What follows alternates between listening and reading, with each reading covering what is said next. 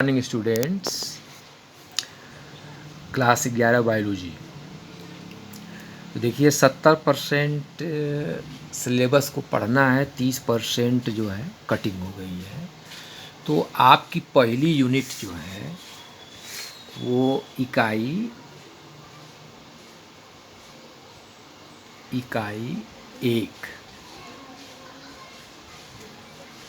इकाई एक में है जीव जगत में विविधता। जीव जगत में विविधता,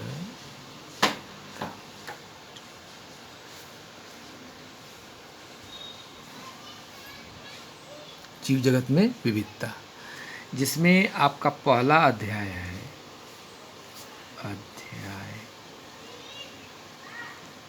पहला अध्याय है जीव जगत।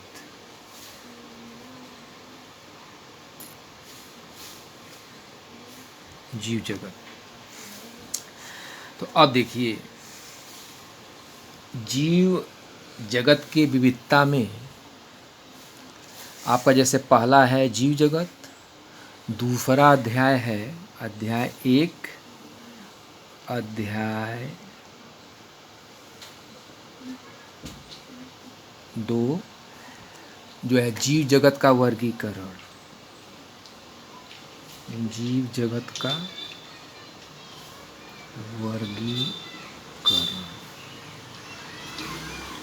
अध्याय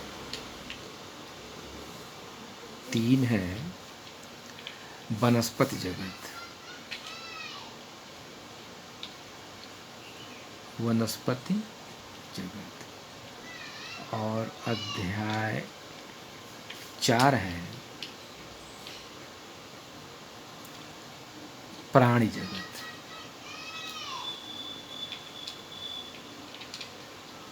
क्या आपका प्राणी जगत। तो अब देखिए, कटौती हुई है, जो सिलेबस में कटौती हुई है। तो जीव जगत के में विविधता में जो जीव जगत है, तो जीव जगत में हमको वर्गीकी नहीं पढ़ना है। वर्गीकरण विज्ञान, वर्गीकी के अध्ययन हेतु जो साधन है, म्यूजियम है, प्राणी पार्क है, हर्बेरियम है, पादप उद्यान है, इसको नहीं पढ़ना है। फिर आइए वनस्पत जगत में। तो वनस्पत जगत में क्या नहीं पढ़ना है? एंजियोस्पर्मी, 3 से 5 प्रमुख एवं विभेदी कारक लक्षण एवं प्रत्येक के कम से कम 2 उदाहरण। एंजियोस्पर्म वर्ग तक वर्गीकरण, विशिष्ट लक्षण और उदाहरण, इसको हमको नहीं पढ़ना है। ठीक। तो अब हम आपको आज पढ़ाएंगे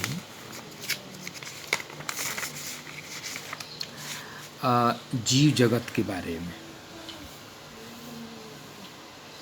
जीव जगत के बारे में, यानी पहला चैप्टर आपका क्या है? जीव जगत। तो अब जीव जगत, तो पहला काम यह है कि जीव जगत के विविधता के बारे में पढ़ना है।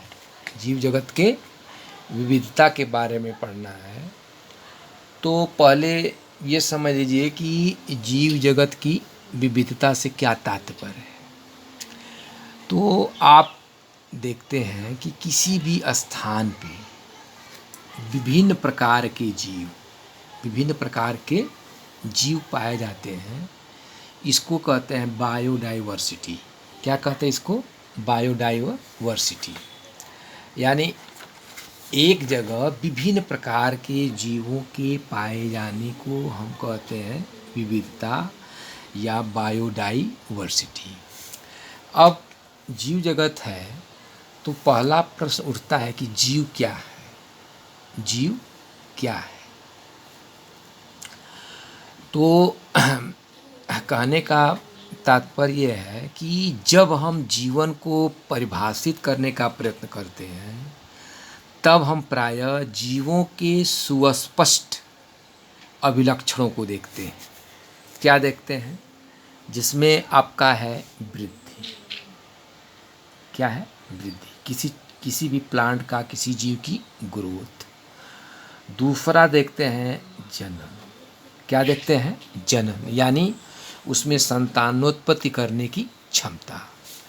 और फिर देखते हैं कि पर्यावरण पर्यावरण के प्रति पर्यावरण के प्रति संवेदना,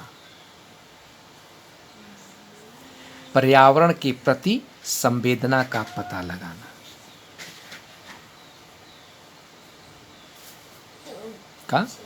लगाना, और उसके अनुकूल क्रिया करना, और उसके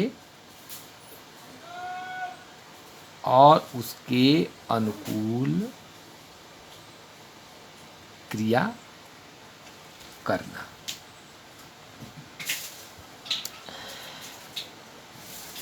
ये सब हमारे मस्तिष्क में तुरंत आते हैं कि ये अद्भुत लक्षण जीवों के हैं।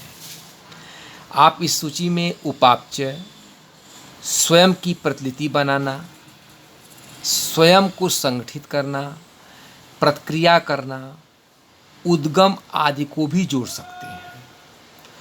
तो हम इसको अब विस्तार से समझने का जो है प्रयत्न करेंगे। पहला है कि सभी जीव क्या करते हैं? वृद्धि करते हैं। क्या करते हैं? सभी जीव, जितने भी जीव हैं, वो पहला काम क्या है कि वृद्धि। तो सभी जीव क्या करते हैं? वृद्धि। वृद्धि से मतलब ग्रोथ। ठीक, सभी जीव वृद्धि करते हैं। जीवों के भार तथा संख्या में वृद्धि होना, ये दोनों जो है अभिलक्षण है। जीवों के भार में, यानी जब ग्रोथ होगी तो उसके भार में क्या होगी? वृद्धि होगी। अब बहुकोशिक जीव कोशिका विभाजन द्वारा वृद्धि करते हैं। पहले पृथ्वी पे कौन से जीव आए? एक कोश की।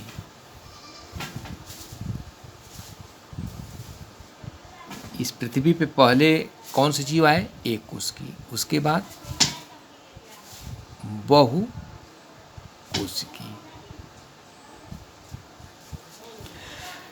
पहले जो है आपके एक कोश की जीव आए, इसके बाद बहुकोशिकी जीव आए।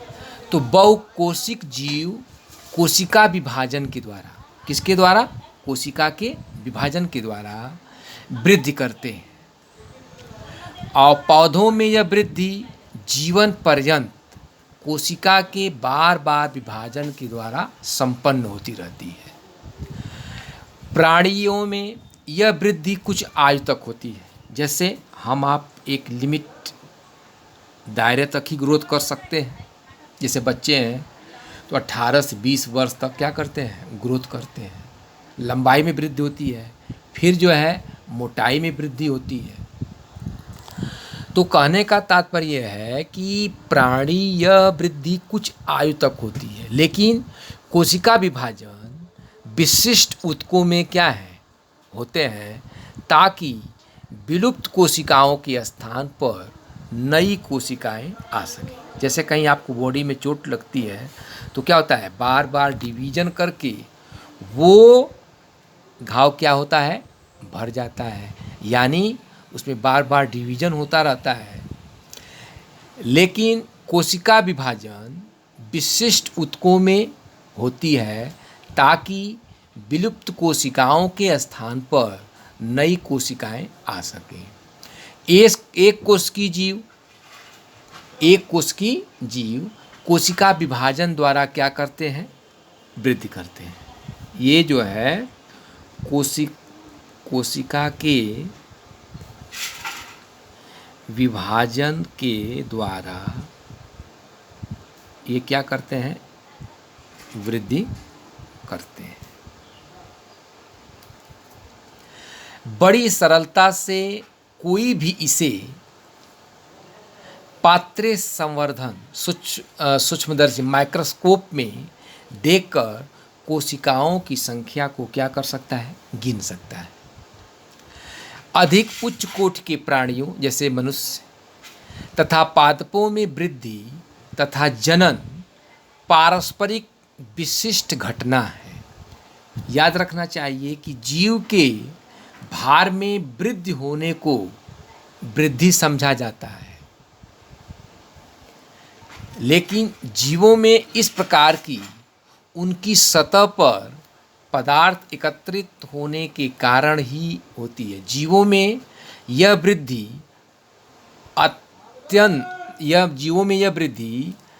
अंदर की ओर से होती है, इसलिए वृद्धि को जीवों का एक विशिष्ट गुण नहीं मान सकते।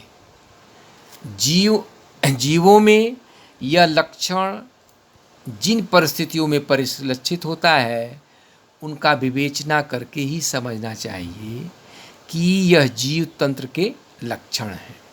इस प्रकार जनन में जीवों का क्या है, ये अभिलक्षण है। वृद्धि के संदर्भ में इस तथ्य की व्याख्या हो जाती है। यानी कहने का तात्पर्य है कि बहुकोशिकीय जीवों में जनन का अर्थ अपनी संतति उत्पन्न करते हैं, जिससे अभिलक्षण लगभग उसके अपने माता पिता से क्या होते हैं, मिलते हैं। अब हम आपको कल पढ़ाएंगे कि जीवों का दूसरा लक्षण क्या है, उपापचय। क्या है, उपापचय के बारे में पढ़ाएंगे।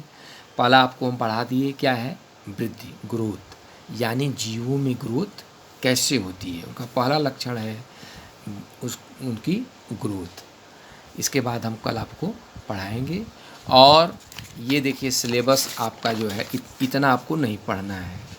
जीव जगत में वर्गीकरण विज्ञान वर्गी के अध्ययन हेतु साधन, म्यूजियम, प्राणी पार्क, हर्बेरियम, पादप उद्यान आदि। एंजियोस्पर्म में पांच प्रमुख लक्षण नहीं पढ़ना है, उनके विभेदीकरण का लक्षण नहीं पढ़ना है, प्रत्येक में कम से कम 2 उदाहरण को नहीं पढ़ना है। एंजियोस्पर्म वर्गीकरण विशेष लक्षण उदाहरण भी आपको नहीं पढ़ना है। वैसे हम आपको एक यूट्यूब के माध्यम से सिलेबस भेज दे रहे हैं, उसको आप लोग सेव कर लीजिए या उसको नोट कर लीजिए। Thank you.